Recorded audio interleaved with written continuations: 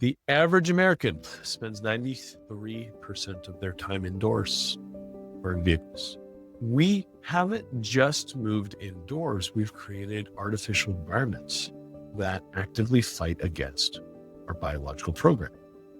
We're disconnected from missing sunsets, but it's also rewiring our nervous systems in ways that make us sick and make us spiritually depleted.